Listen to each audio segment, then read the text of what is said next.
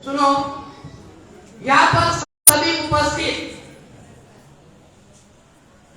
सभी महानुभाव, तीनों मंदिर के ट्रस्टी, अध्यक्ष, उपाध्यक्ष, महिला मंडल, हमारे कमेटी की ओर से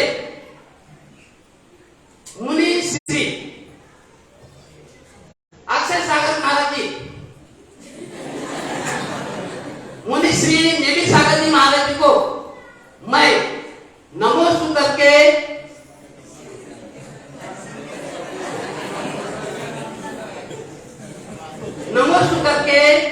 विनती करता हूँ कि वो मंगल प्रवचन के माध्यम से हमें दिनवाणी सुनावे।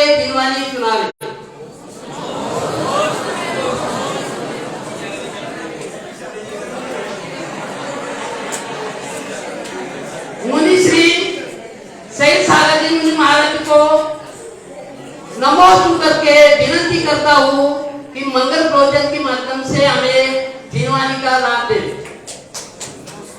जय बोलो सैयद सागर मुनि महाराज की जय।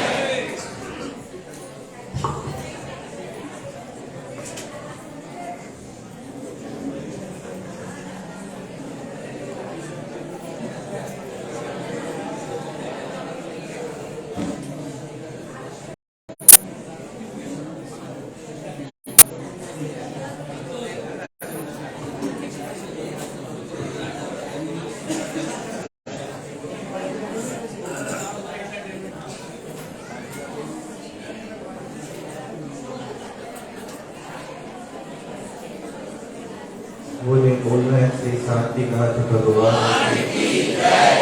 परम पूज्य 128 गुरुवर श्री विजय सागर जी महाराज की जय। परम पूज्य 108 मुनि श्री अक्षय सागर नेमी सागर अचल सागर जी महाराज की जय।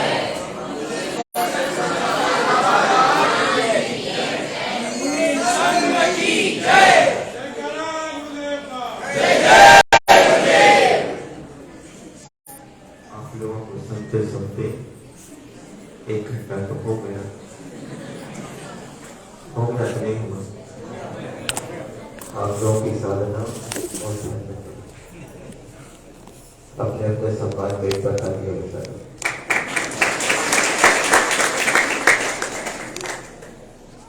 बात भी चल रही थी संजय जी कि जब व्यक्ति का जन्म, बालक का जन्म होता है, उसका लक्ष्य निर्धारण तभी से हो जाता है कि मुझे अपने जीवन में क्या करना है।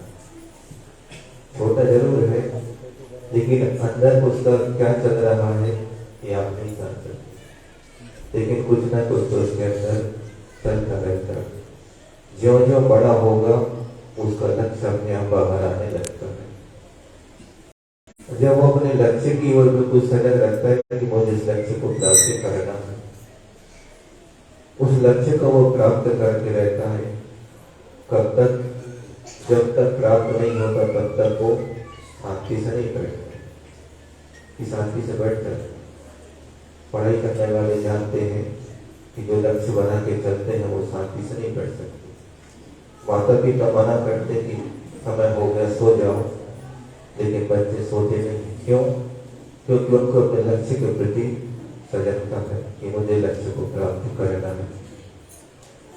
उसी प्रकार जिनका भी व्याख्यान सुन रहे थे आप लोग, चल रहा था, उनका चेहरा तो याद नहीं आ रहा क्योंकि संग में थे सब। उनके क्या नाम उनका पति का, उनके दादाजी उनके पति और विजय कुमार जी, इन दोनों को तो देखा है और अच्छे से जानते हैं क्योंकि दोनों साड़ू भाई थे।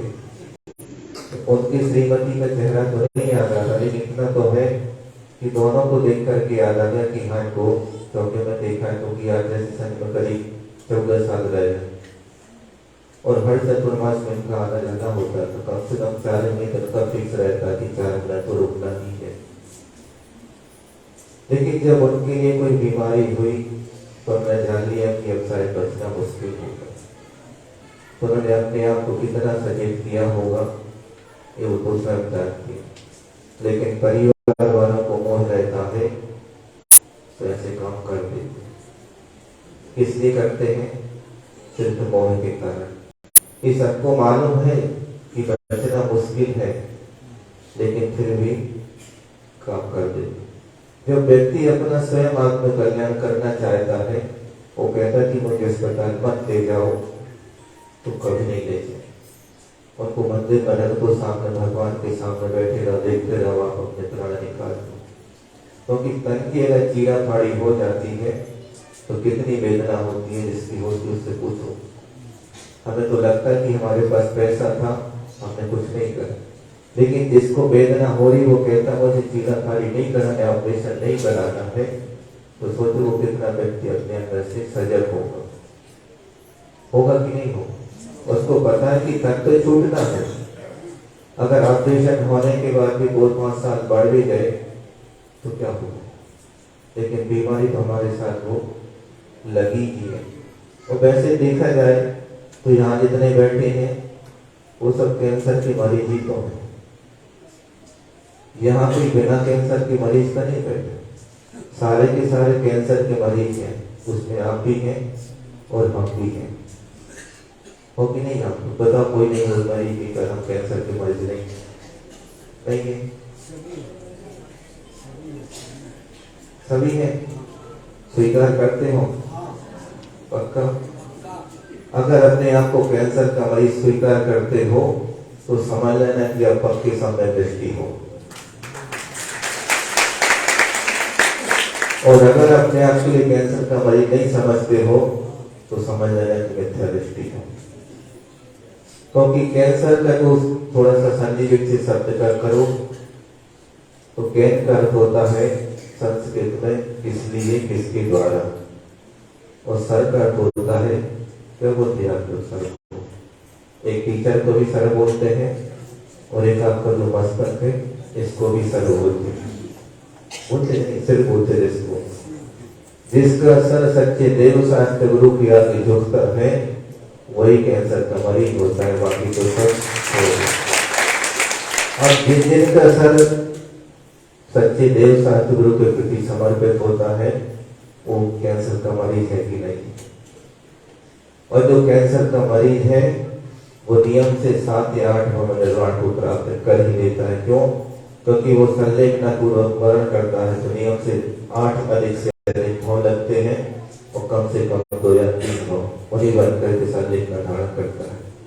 तो सबसे पहले संलेखना होती 2 प्रकार की, एक काय संलेखना और एक कसाय संलेखना। सबसे पहले संलेखना कौन सी करना है? जैसे उन्होंने बताया था कि कसाय संलेखना, जैसे भैया बता रहे थे, क्योंकि संलेखना तो शुरू हो चुकी थी। कब से शुरू हो गई थी? ये तो वही जानते कि मुझे कसाय नहीं करनी है। अगर हम कसाय करते तो हमारी संलेखना नियम से बिगड़ जाएगी। तो सबसे पहले कसाय संलेखना को उन्होंने शुरू कर दिया, उसके बाद धीरे धीरे काय संलेखना की, और काय संलेखना को करते करते उन्होंने अंतिम शरीर को छोड़ दिया। लेकिन हमारा मोह रहता है कि हम उनके याद में रोते हैं। देखा जाए तो उन्होंने किया ही क्या है? एक शरीर को छोड़ करके दूसरे शरीर को धारण किया है। इसके लिए बताओ क्या किया? कल परिवार वाले परसों आए थे, रो रहे थे, हमें रोने से होगा क्या? आप तो यहाँ बैठ करके रो रहे हो, वो स्वर्ग में बैठी गई है, उनसे पूछो, उनको चिंता नहीं थी कि हमारा परिवार, हम एक बार देख तो रहे कि हमारा परिवार बैठ करके रो रहे हैं, हम उनको संबोधन दे रहे हैं, लेकिन उनको कोई वो नहीं, तो वहां से जन्म लेते हैं और सीधे भगवान के दर्शन करने या समोसन में जाकर के विराजमान हो जाते भगवान की भक्ति अर्चना करने के लिए। और यहाँ पर हम मोह के कारण रोते रहते। इसी मोह को तो छोड़ना है और कुछ नहीं करना। सिर्फ इस मोह को छोड़ दो तो समझ आना आपका सब कुछ छूट गया। क्योंकि सबसे बड़ा परिवार होता है मोहिनी का, और सबसे बलजोर भी होता है तो सबसे कमजोर भी होता है। क्योंकि मोहिनी परिवार जो है उसको राजा मानते हैं, और राजा अगर चला जाए तो क्या होता है? सारी की सारी सेना अपने आप बैठ जाती है। इसलिए मोहिनी की सेना है 28 का परिवार, 28 के परिवार में 25 कसाय, मिथ्यात्व सम्यक प्रवृत्ति, ये 28 का मोहिनी का परिवार माना जाता है। ये सबसे कमजोर भी है और सबसे कमजोर भी, क्योंकि सबसे पहले जाता है तो मोहिनी का परिवार ही करता है। तो मैं सबसे पहले कसाय संलेखन शुरू करेंगे। घर में रहकर कितना तो कर सकते कि कसाय नहीं करना, बस कसाय में भी कौन सी कसाय नहीं करना, तो सबसे पहले कहा कि मान कसाय नहीं करना। मान कसाय अगर करते हैं तो ना समझ लेना कि नियम से प्रेम से गति में चाहोगे और क्या बनोगे, हाथी बनोगे। क्यों बनोगे? क्योंकि यहाँ तो सिर्फ कितनी नाक मिली, 2 इंची 3 इंची की नाक मिली है, उसी की रक्षा करते हैं। लेकिन जब ट्रेन से गति में जाते हैं, हाथी की बढ़िया प्राप्त होती है, तब कितनी बड़ी सोच मिलती है उसके लिए। क्यों मिलती? क्योंकि उस समय याद दिलाती ऊपर हमें तो जमीन में घिसट लगड़ती स्पर्श होता है, तो तब याद आता है कि मैंने मनुष्य पर्याय में थोड़ी सी मान कसाई की थी, इतना बड़ा शरीर मिला है और इतनी बढ़िया सूढ़ मिली। तो मान कसाय को सबसे पहले त्यागना, उसके बाद क्रोध कसाय। क्योंकि क्रोध कसाय पहले तो रखी है, लेकिन क्रोध कब आता है? जब मान को धक्का लगता है तब क्रोध कसाय आती है।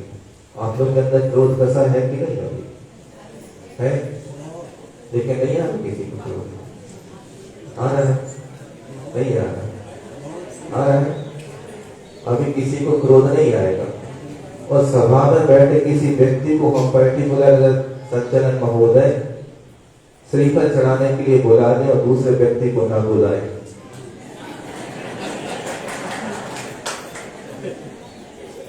तब देखो क्या होता है।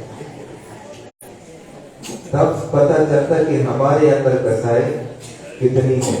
वो कसाई यहाँ तो दया में नहीं आएगी, यहाँ तो हम दबा के रखते हैं, लेकिन जैसे मंदिर के बाहर निकलेंगे तब देखो क्या होता है। तब समझ लेना कि हमारी कसाई के ऊपर हमने कितना काबू रखा है। तो सबसे पहले आपको अपनी कसाई के ऊपर नियंत्रण कर लो, बाकी तो सब नियंत्रण हो जाएगा। और जिसका कसाय पर नियंत्रण कर लिया, समझ लो उसने अपने आप को ऊपर नियंत्रण कर लिया। तो आपको क्या करना? सबसे पहले चाहे घर में हो चाहे बाहर हो, जहां भी हो, सबसे पहले अपनी कसाय को संभाल करके रखो। अगर कसाय ने बूढ़ा मचा दिया तो देख लो घर में क्या होता है। रामायण नहीं होती, महाभारत होती है, होती कि नहीं होती? वो क्यों होती है? या तो पति ने पत्नी से कुछ कहा या पत्नी ने पति से कुछ कहा, और दोनों में से किसी ने नहीं सुना, फिर देखो क्या हो। महाभारत वहीं से शुरू हो जाती है। उस समय ये सोचो और विचार करो कि जिसको हम संकेत कर रहे हैं, आज्ञा दे रहे हैं, आखिर वो हमारा है कौन? नौकर है क्या? कौन है? हमारा पति है। और पति सोचे कि वो मेरी पत्नी है। और पति पत्नी के बीच के संबंध को क्या कहते हैं? परिवार कहते हैं। लेकिन एक दूसरे के नौकर नहीं। आदेश किसको दिया जाता है? बताओ, किसको आदेश दिया जाता है?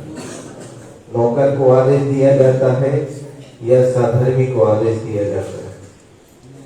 वो आपका साधर्मी, एक दूसरे के लिए साधर्मी है, नौकर नहीं है। तो परिवार में साधर्मी बन के रहोगे तो वह हमें शांति रहेगी। और जब शांति रहेगी तो पूरा वातावरण आपका शांति जैसे कॉलोनी है वैसी घर में भी वातावरण आपका बन जाएगा। तो सबसे पहले आपको अपनी संभालना, तो कसाय को समाज में रखो और कसाय को अपने वशीभूत मत होने दो। कसाय को आप कसाय के वशीभूत मत हो। कसाय को अपने अंडर में रखो कि जब मैं जैसा कहूँगा वैसा तुम्हें करना पड़ेगा। इतना भर कर दो, आपका सारा का सारा काम हो जाएगा। तो जो व्यक्ति कसाय के वशीभूत हो जाता है वो क्या करता है? देख लो फिर रावण का क्या हुआ था, क्या हुआ था सब जानते हैं। आप बताने की आवश्यकता नहीं है कि बताने की आवश्यकता है। सिर्फ कितनी कसाय थी उसके पास? कौन सी कसाय थी? क्रोध कसाय थी कि मान कसाय थी? सिर्फ मान कसाय के कारण कहाँ गया वो? नरक गया। और हम कितनी कसाय करते हैं? पग पग पर कसाई करते हैं। अगर मंदिर में किसी को नहीं बुलाया गया, सबसे पहले नहीं किया, तो वहां कसाई शुरू हो जाती है। होती कि नहीं होती? क्योंकि सबसे ज्यादा जब मिलते हैं तो लोग मंदिर में ही मिलते हैं। वो मंदिर में ही कसाई हम शुरू कर देते तो शांति भगवान के चरणों में शांति तो नहीं आ पाती, लेकिन महाभारत जरूर शुरू होता है। तो हमें अपने जीवन में कुछ करना है और भगवान के जैसे करना और अपने आप को पाना है, तो सबसे पहले कसाय को नियंत्रण करो। कसाय को नियंत्रण करने के बाद क्या करना है? धीरे धीरे आपको अपने अपने पगों को आगे बढ़ाना है कि भगवान जिस प्रकार आपने संसार से मुक्ति पाली है, उसी तरह मुझे भी संसार से मुक्ति मिले, मुझे संसार से मुक्ति हो जाओ, मुक्त हो जाओ। 8 कर्म है, 8 कर्मों के वशीभूत हमने कई जन्म दिए से मनुष्य के, पंच के, सब जगह घूमे, लेकिन मुझे शांति कहीं नहीं मिली। उस शांति की खोज में हम भटक रहे हैं, और शांति की खोज कहाँ है? वो शांति नाथ भगवान के चरणों में हम शांति से बैठ जाए तो हमको शांति जरूर मिल जाएगी। आप सबको शांति मिले, क्योंकि महाराज को सुनना है, समय हमको ज्यादा है, और घड़ी के पास तो समय है, लेकिन आप लोगों के पास समय कम है। तो अपना समय को बचा करके हम पूछ वहीं से मैं भी सागर महाराज जी से निवेदन करता हूँ, अपने अमृत वाणी से हम सबको प्रदान करें। बोलिए परम पूज्य 108 वहीं से नवी सागर जी महाराज जी।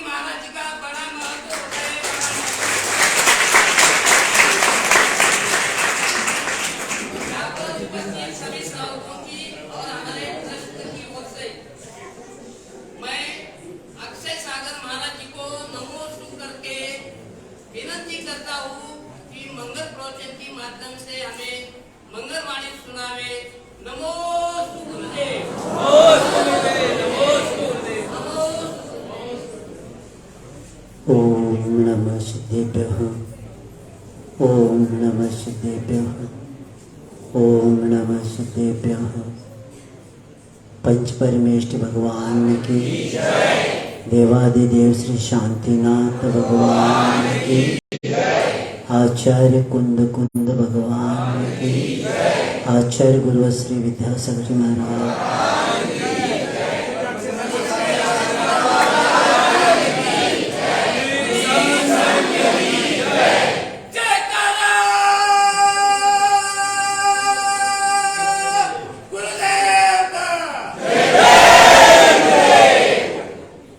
जैन दर्शन में हर प्राणी के लिए जीने की कला सिखाया गया है, और जैन उसको कहते हैं जिन्होंने जीने की कला सीख ली, उसको जैन बोलते हैं। क्योंकि अन्य दर्शन और जैन दर्शन में बहुत अंतर है। मैंने बीच में एक दिन प्रवचन में बताया था कि जैन दर्शन में 53 क्रियाएं हैं और अन्य दर्शन में 16 क्रियाएं हैं। जैन दर्शन में गर्भ संस्कार से लेकर निर्वाण तक की क्रिया बताया है, और अन्य दर्शन में जन्म से लेकर स्मशान तक का बताया है। इसका अर्थ ये है कि जैन कुल को प्राप्त करने वाला व्यक्ति धर्म के अनुसार चलेगा तो वह स्वर्ग और मोक्ष को भी प्राप्त कर सकता है। और इसीलिए दो शास्त्र हमारे सामने हैं। एक श्रावक को जीने की कला सिखाने वाला रत्नकर्ण श्रावकाचार्य है, और मुनि को अपनी मुनिचर्या करके अंतिम पुरुषार्थ को प्राप्त करने के लिए मूलाचार बताया है। आज का प्रसंग स्वर्ग का, श्रावक का, गृहस्थ का, श्राविका का आज का विषय है। आज हम जिस विषय को यहाँ बैठे हैं, रत्नकर्ण श्रावकाचार्य पढ़ेंगे तो आपको ज्ञात होगा जैसे रत्नकर्ण श्रावकाचार्य में बताया वैसे इन्होंने काम पूर्ण किया। क्योंकि रत्नकर्ण श्रावकाचार्य 35 श्रावकाचार्य में सबसे प्राचीन माना जाता है। सबसे प्राचीन ऐसे ग्रंथ में मंगलाचरण में भगवान को नमस्कार करने के बाद आचार्य समंतपद महाराज दूसरे श्लोक में बताते हैं कि देशयामि समीचीन धर्मम करण निर्वरण संसार दुख तो सत्वान यह धरित तो तुम्हें सुखे। दूसरे उस श्लोक में हर जीव के लिए बताया कि 3 बातें पहला बताया हमें। संसार दुखमय है और दुख का कारण अपने अपने कर्म है, और इससे अगर आप ऊपर उठना है तो आपको कर्म की निर्जरा किए बिना स्वर्ग और मोक्ष की प्राप्ति नहीं हो सकती। ये दूसरा श्लोक लिखने के बाद धर्म की व्याख्या सम्यक दर्शन को लेके देवगुरु शास्त्र का लक्षण बता के और सम्यक दर्शन का महात्म्य बता के एक ही शब्द आचार्य कहते हैं, बीजा भावे तरोरिव। बीज के अभाव में वृक्ष नहीं होता, उसी तरह धर्म के अभाव में सुख प्राप्त नहीं होता। बीज महत्वपूर्ण है। बादल के बिना बारिश नहीं होती, नींव के बिना महल नहीं खड़ा होता, उसी तरह सम्यक दर्शन के बिना धर्म हमारा प्रारंभ नहीं होता। और इस सम्यक दर्शन प्रकरण बताने के बाद प्रश्न आ जाता है, क्या सम्यक दर्शन प्राप्त होने के बाद हमें क्या मिलेगा? क्योंकि जैन है, जैन को पहले बताना पड़ता है कि आप मिथ्या त्याग करेंगे तो क्या होगा।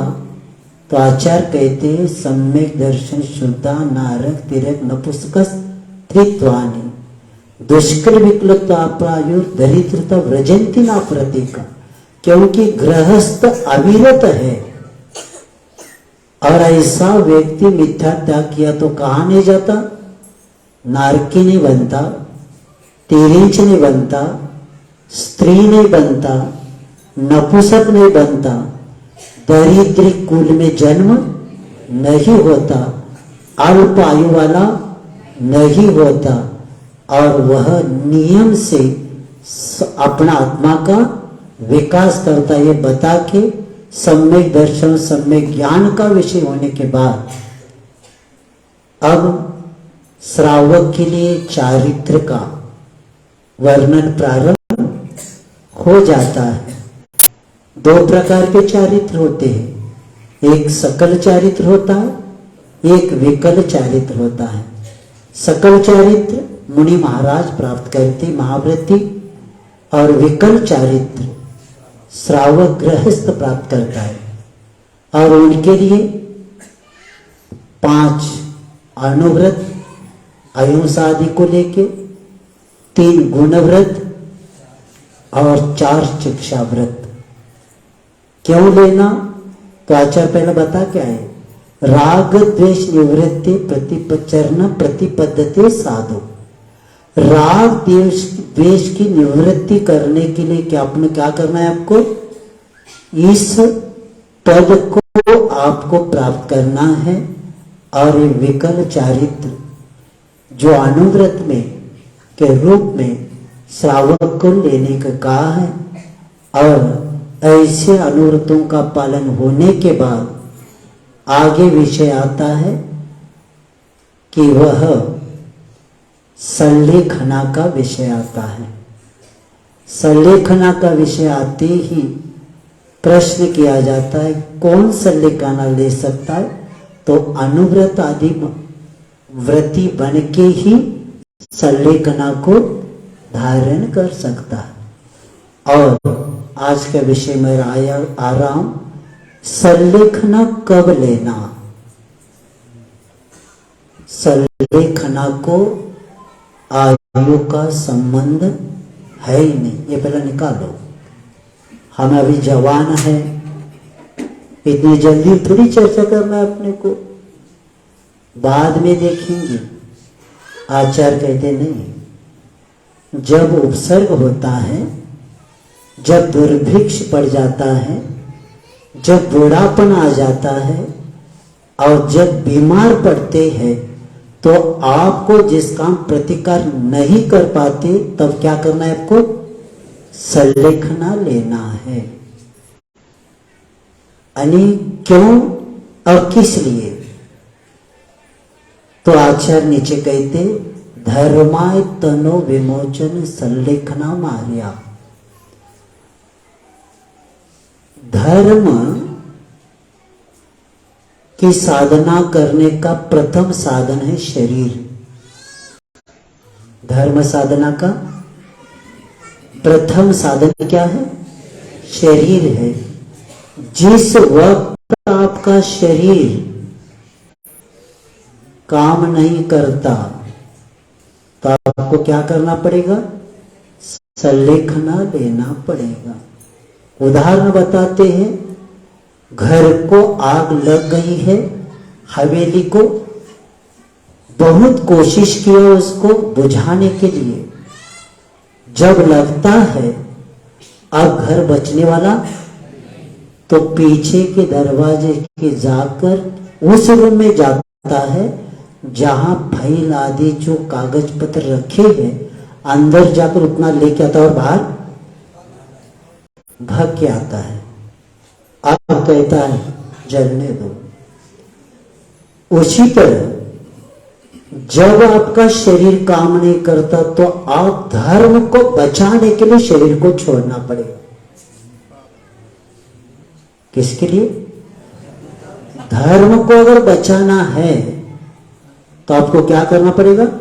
शरीर को छोड़ना पड़ेगा, क्योंकि लगी हुई हवेली को बचा नहीं पा रहे हम। इसका मतलब है अभी वो जलने वाला ही है।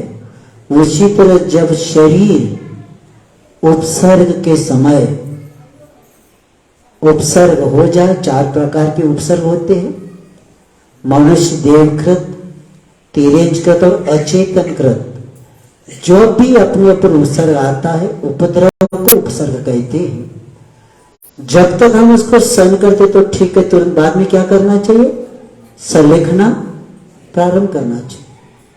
पहले के लोग, पहले के मुनिराज जब जंगल से इस जंगल से उस जंगल को पार करने के लिए विहार करते थे, तो पहला संकल्प करते थे कि इसके बाहर जाने तक हमारा क्या रहेगा?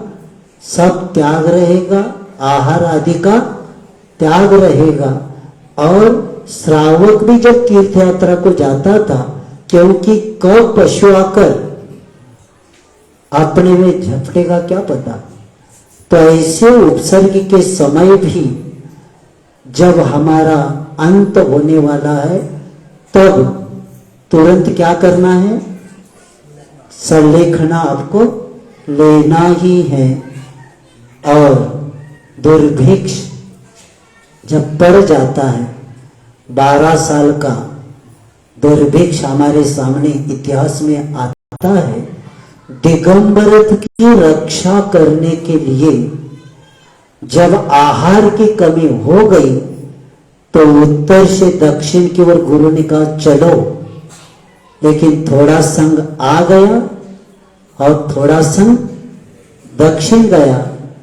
जो दक्षिण में आए उन्होंने दिगंबरत की सुरक्षा की और जो उत्तर में रहे उसका इतिहास आपको ज्ञात ही है। तो ऐसे उस दुर्भिक्ष के समय और जरसी बुढ़ापना आने के बाद जब शरीर काम नहीं करता, आचार्य महाराज जब ये विषय रत्नगर सावकाचार्य पढ़ा रहे थे, आचार्य महाराज ने पहला एक सेंटेंस रखा, उठना बैठना नहीं हो रहा है तो समझना संलेखना प्रारंभ। अब क्या करना, बहुत लोगों को उठना बैठना नहीं हो रहा, लेकिन आचार्य ने कहा है, इसलिए कहा है जब उठना बैठना नहीं हो रहा है तो समझ लेना ऑर्डर पहली आई। जैसे सफेद एक बाल देखते ही पहला दांत भी निकल जाते, या पहला सफेद बाल होते, क्या होते पहला सफेद बाल होते, पहला ऑर्डर आती है, बाद में दांत निकलना पड़ा, बाद में कहा है तो एक एक रिटायर होना प्रारंभ हो जाता है। तो इसीलिए जब व्यक्ति बुढ़ापा सामने आता है तो उसको क्या करना चाहिए, संलेखना प्रारंभ करना ही चाहिए, क्योंकि जीर्ण हुआ शरीर नया नहीं बनता। जीर्ण कपड़ा कितने भी क्या लगाते उसको ठिगाड़, कितने भी ठिगाड़ लगा दो वो नया नहीं बनता। वो ठिगाड़ लगाते समझाते तो इसका करते तो और फट जाता है, क्योंकि अभी कुछ बचा नहीं। और आचार्य से कह रहे थे पुरानी कुटिया को कितने भी क्या ठीक क्या बोलते ठेका कितना भी लगाओ वो क्या नया होने वाला है क्या? अब इधर लगा तो इधर तीर क्या हो जाएगा? अभी पुरानी कुटिया को हम नहीं बना नहीं सकते। तो उसी तरह क्योंकि दीपक जल रहा है तो तेल नियम से समाप्त होने वाला। वृक्ष को पत्ती लगी है लेकिन पत्ती भी पीली होकर नीचे गिरना नियम से है।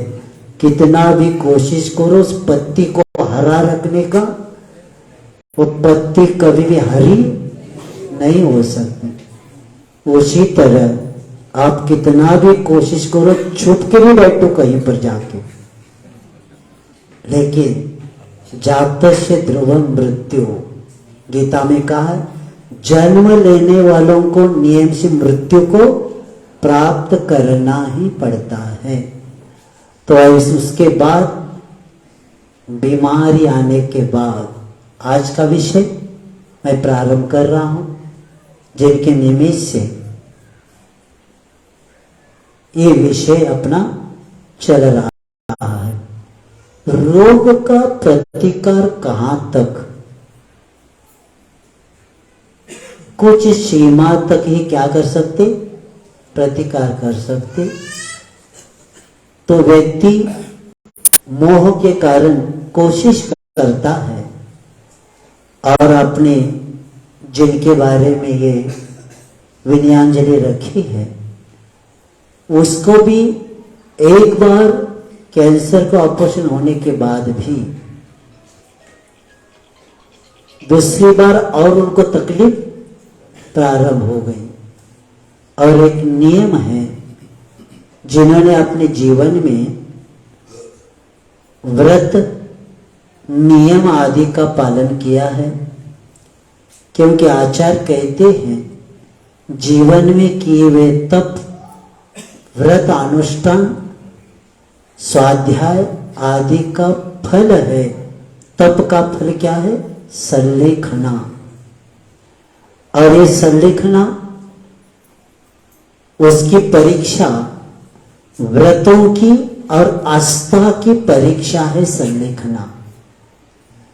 जो कहता है मैंने व्रत लिया है, जो कहता है हमारी बहुत आस्था है धर्म के प्रति, उसकी ये परीक्षा है कि इस समय हमें निर्णय क्या लेना चाहिए।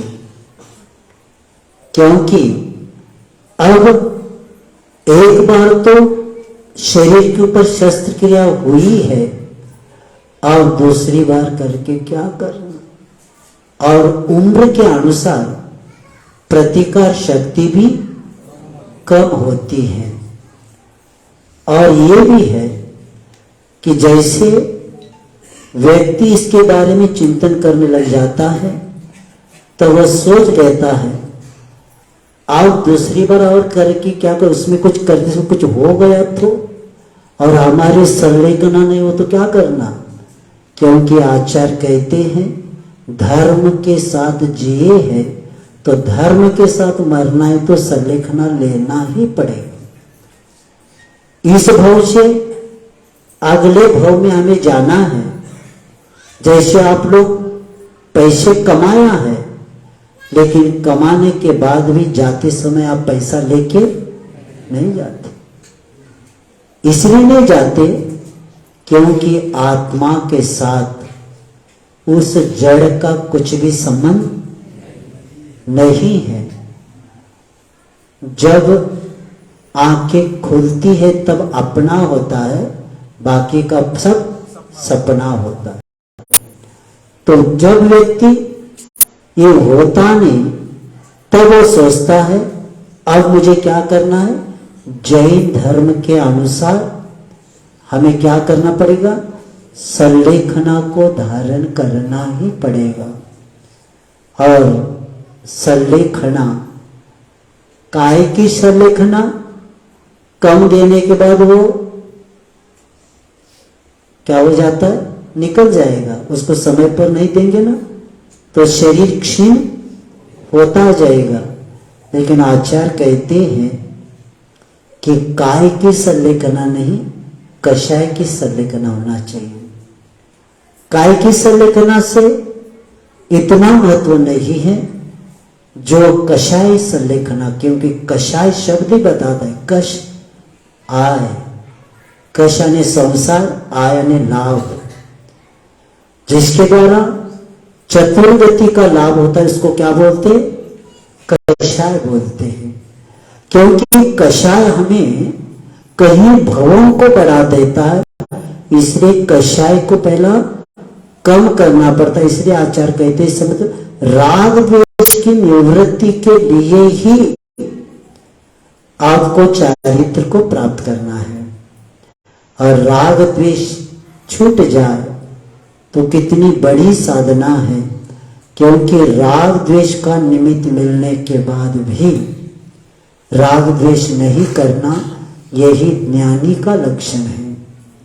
और इसीलिए एक बार आचार्य उत्तम क्षमा के दिन कह रहे थे, क्रोध करना, दूसरों के निमित्त हम क्रोध कर रहे, तो आचार्य महाराज कहते आप क्रोध कर रहे तो सामने वालों का हित नहीं हो रहा है, आपके धर्म को आप ही जला रहे हैं। क्रोध करने वाला व्यक्ति दूसरों को नहीं जलाता, किसको जलाता है, खुद को क्रोध के कारण अपने को जलाता है। इसीलिए ये सबसे साधना बड़ी होती है। और यही साधना उन्होंने प्रारंभ किया, क्योंकि साधु संगति में रहने वाला व्यक्ति का लक्ष्य सदगति ही रहता है। उनका लक्ष्य साधु संगति में जाने का। और मुझे लगता है आपके धुलिया के इतिहास में पहली बार होगा कि आचार्य महाराज जी के पास जाने के बाद आचार्य महाराज जी ने, क्योंकि हर चातुर्मास को जिसको देखा, ऐसा व्यक्ति जब अंत समय आने के बाद कि कहता है कि हमें क्या करना है, अच्छा संलेखना लेना है। और सबसे महत्वपूर्ण है कि समर्पण के बिना कार्य नहीं होता, और जो लक्ष्य के प्रति समर्पित रहता है वही व्यक्ति गुरु को भी समर्पित रहता है, और जो लक्ष्य प्रति समर्पित नहीं होता उसका केंद्र बदलता रहता है सदा। ये करूं क्या, वो करूं, ये करूं क्या, क्योंकि लक्ष्य बनाता नहीं। और जो लक्ष्य बनाता है, श्रद्धा की परिपक्वता जब होती है, वही व्यक्ति गुरु को समर्पण कर सकता है। और ऐसे इन्होंने जब आचार्य महाराज जी ने आशीर्वाद दिया, और बड़ी बड़ी आरिकाएं जो कई लोगों की संलेखना किया है, उनके सानिध्य में उनको भेजा। महाराष्ट्र से आए तो ज्यादा सोचा नहीं ऐसी होगी कोई दृढ़ता है कि नहीं क्या पता, लेकिन आचार्य जी ने कहा था पहला उनको, संघ को बहुत समर्पित है, बहुत अच्छे से करवाना है इनका। व्यक्ति, हम लोग ऊपर के शरीर को देखते हैं और आचार्य विद्यासागर भावनाओं को देखते हैं।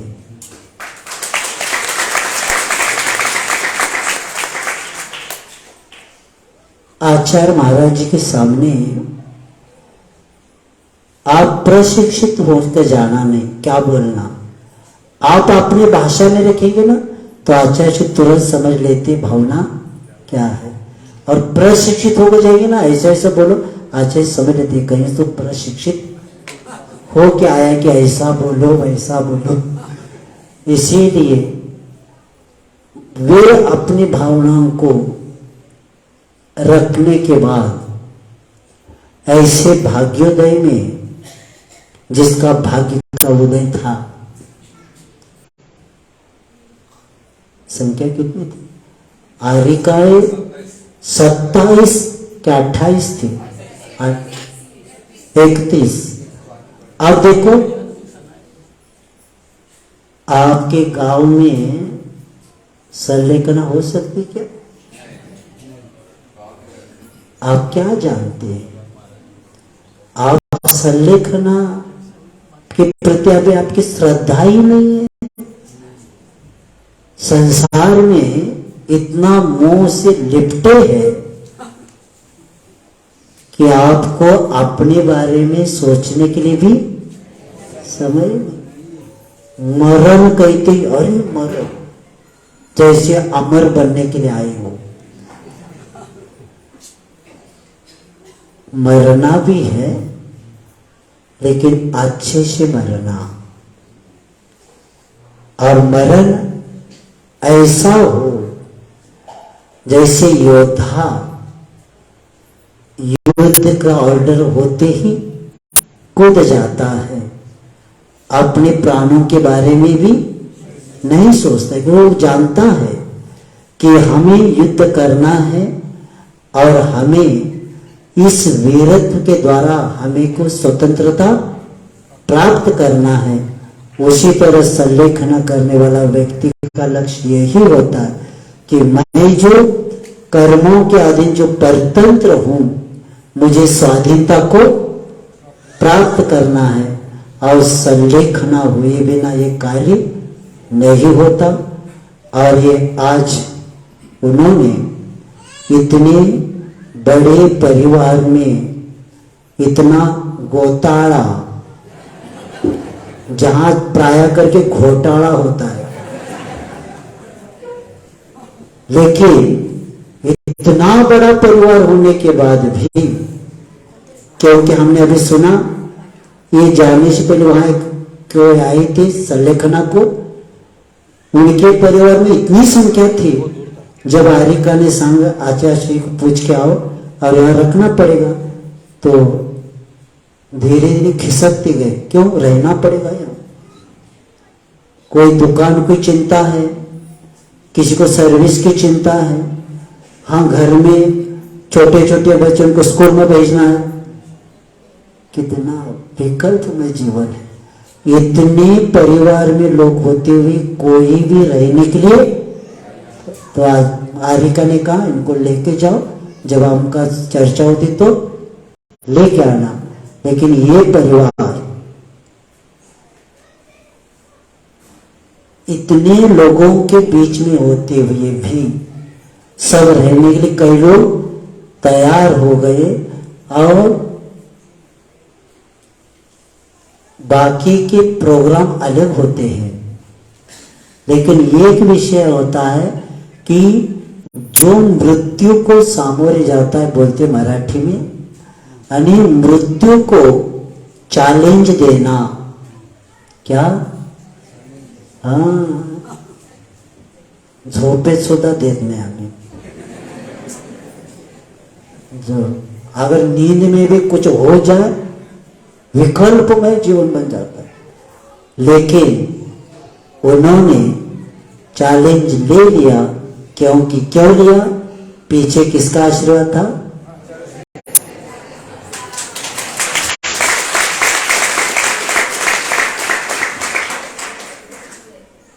समर्पण होने के बाद शिष्य को कोई भी बात बताए कि यहां से कूदो कहते, वो कूद जाता है।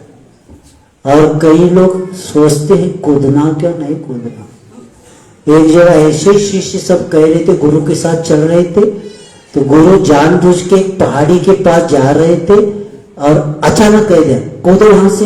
वो उधर ही देख लिया तो सब पीछा गए और एक ने कूद दिया, लेकिन वहां उसके पहले जाली नीचे लगाया था, किसको पता नहीं था।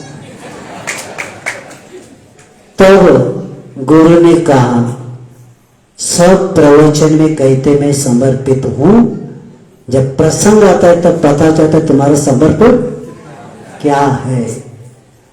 तो वैसे ये प्रसंग हमने एक जगह पढ़ा था कि वो ऐसे सब पीछा गए, जो समर्पित था वो कहते क्या करना है, अपने गुरु ने जो बताया करना है। वो कूदते ही नीचे पहले से गुरु ने क्या कहा था, जाली लगाया था एक पेड़ के पास ही, तो उस पर गिर गया, आए ऊपर। तो कहते ये हमारा शिष्य है।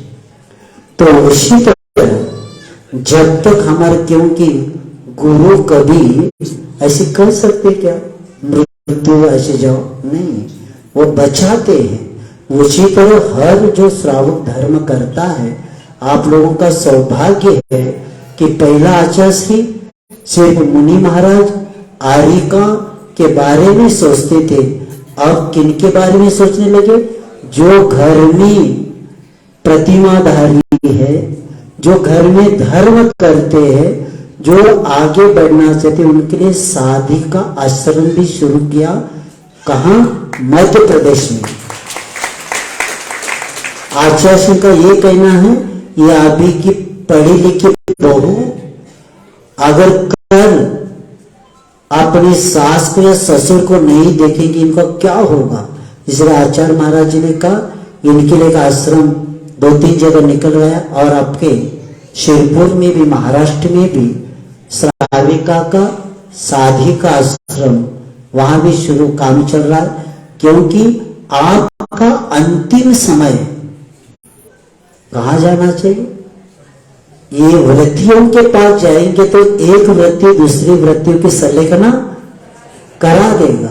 आपको चिंता ही नहीं करना, क्योंकि साधना करने वाले लोगों के लिए ये व्यवस्था किया है।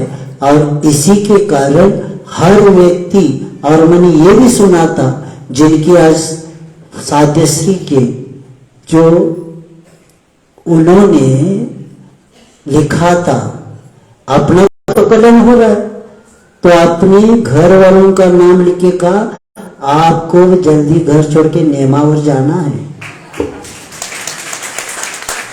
क्या ऐसे कोई कर सकता है क्या? नहीं, मेरा तो कलम हो रहा है, लेकिन आपने मुझे जो सहायता किया है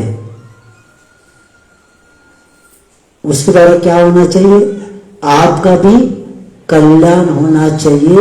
मैं तो जा रही हूं लेकिन आपको क्या करना है, धुले में नहीं रहना है, वहां धूल उड़ती रहती है। आपको कहा जाना है कि नियमावर में जाकर अच्छे से धर्म ध्यान करो। वहां क्षुल्लक जी भी है, ब्रह्मचारी है, सदा धर्म ध्यान होता है। और अरिहंत अरिहंत बोलते हुए अंत में जागृतता के साथ क्या हो जाए, आपकी भी संलेखना हो जाए। कौन, एक सचारिणी अपने पति को अंत में इतना भी, हमें और कुछ इच्छा नहीं, इतना करो हमारा भी काम। तो ये विषय आज का रखने का यही कारण था कि आप लोगों का भी जीवन का कुछ लक्ष्य बनना चाहिए। और आपका सौभाग्य है कि ऐसे कार्यक्रम रखे बिना वैराग्य होता नहीं। क्योंकि आपने देखा है, आप जिनको हमारे कहते थे, जब आपको कोरोना हुआ था कौन आए थे आपके पास? नाही, यांच्याशिवाय आमचं जीवन नाही म्हणा। हाँ ठीक। और जब कोरोना हुआ तो तुम्हें जाओ, डिब्बा लेके नहीं, हमें नहीं जाना, वो नौकर को भेज दो। जिनको अपना कहते थे उनके लिए भी कोरोना में करुणा किया आपने। करुणा किया क्या? नहीं किया। वो कहते वो तो जाएंगे, हमारे बच्चे तो उनको संभालना है, तुम जाओ। अनि तब वैराग्य हो जाता है। बड़े बड़े करोड़पति को भी उनके बच्चे पास नहीं आए और करोड़ों रुपए भी उनको बचा नहीं पाया। और जो ज्ञानी थे उन लोगों ने संलेखना, अपने को विषय पता नहीं, अंदर गए थे, लेकिन जो ज्ञानी है, जो स्वाध्याय करते थे, वो समझ लेते कि हमें अब क्या करना है, संलेखना। तो संकल्प किया और नमोकार मंत्र के साथ अंतिम सांस जाना महत्वपूर्ण है। अभी आचार्य महाराज कह रहे थे, आपको कुछ नहीं होता, इतना आना चाहिए, नमोकार मंत्र तो आपको आना ही चाहिए। क्योंकि चारों अनुयोगों का कितना भी अध्ययन हो, लेकिन अंत में द्रव्यानुयोग काम नहीं आता, बाकी का कुछ काम नहीं आता। क्या आता? नमो अरिहंताणम, नमो सिद्धाणम, नमो आर्याणम, नमो वजन, नमो। बस 5 परमेष्टि याद आए, बहुत बड़ा पुण्य माना जाएगा। क्यों? जब कुत्ता क्या कुत्ता नमोकार मंत्र सुन के अंतिम में संलेखना करता है शांति के साथ मंत्र, तो कहा जाता है स्वर्ग जाता है। तो हम तो मनुष्य है, तो इसीलिए 5 पापों को परिचित नहीं होना, 5 परमेष्टि से परिचित हो जाओ। और आज का जो आपने कार्यक्रम रखा है ऐसा ही, और ये भी याद रखना, गांव में दुनिया में किसी भी संलेखना की इच्छा हो जाए, प्रारंभिक भूमिका भी इसका ज्ञान होना चाहिए। और जितने श्रावक हैं उनको सभी को याद रखना है, कोई अचानक दुर्घटना होती है तो उनको सावधान करने का आपका कार्य होना चाहिए। उस वक्त हॉस्पिटल में लेकर जाकर भी कुछ काम नहीं होने वाला, तो समझ लेना कि आपको क्या करना है, उनकी शांति से नमोकार मंत्र करते हुए, चारों आहारों का त्याग आदि करते हुए उनकी क्या करना है, संलेखना करना है। और आचार्य श्री कहते, जिनको कैंसर हुआ है उनको घर में अभी है, तो आचार्य श्री कहते कि रात्रि का चारों आहारों का भी त्याग करेंगे तो भी सबसे बड़ा कार्य हो जाएगा। समझो रात को ही अचानक उनका मृत्यु भी हो जाए तो चारों आहारों के त्याग के साथ मरण होना कितना महत्वपूर्ण है। इसलिए गृहस्थ सावधान रहे। और प्रत्येक व्यक्ति को, जैसे मिलिट्री में कभी भी ऑर्डर आ सकती है, तो हर जीव को कभी भी मृत्यु सामने आ सकता है, तो उसको सावधानता से करते हुए आज जिन्होंने ये कार्य किया, और ये संघ में भी चर्चा है, क्योंकि आर्य का भी कहती थी हमने सुनवाया उन्होंने कि कहते हैं ऐसी दृढ़ता हमने अभी तक नहीं देखा, इतनी वेदना। यानी एक ऑपरेशन होने के बाद दूसरी और नली अंदर डाली है, उसकी वेदना होते हुए भी चेहरे पर थोड़ा सा भी क्या नहीं किया, दिखाया नहीं। और बस गुरु ने जो आशीर्वाद दिया उसके अनुसार क्या करना है वो तुमने अपना कल्याण किया। और आप लोग भी अपने जीवन का लक्ष्य बनाएंगे और जैन दर्शन में जो संलेखना अधिकार है उसको आप पढ़ते जाएंगे। भगवती आराधना है, मरण कंटिका है, इसका भी थोड़ा सा क्या करना है, आपको अध्ययन करना है। क्योंकि जो सेवा करते उनको पता पड़ता है क्या होता है मृत्यु। सामने जब देखते हैं तब लगता है जीव जा रहा है, अपने को ज्ञात हो रहा है। ऐसे समय में उनकी दृढ़ता, ऐसी दृढ़ता सबको प्राप्त हो और सबके अंत में कि दुख को कम्मक हो बोहि लाओ सुगई गम समाय गरम जिन गुण संपत्ति हो मज्जम। अहिंसा परम धर्म की